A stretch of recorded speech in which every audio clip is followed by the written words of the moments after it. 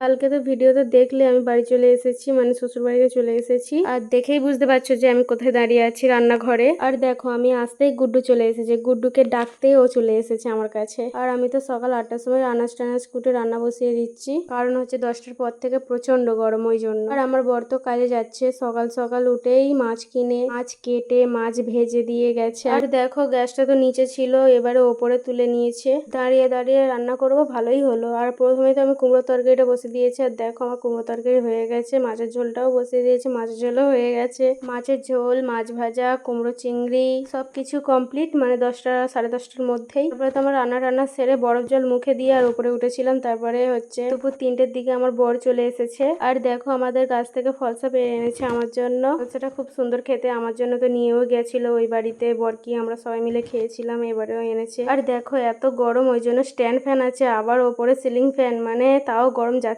না। আর এদিকে আমার বর আসতেই তো আম কাটতে শুরু করে দিয়েছে।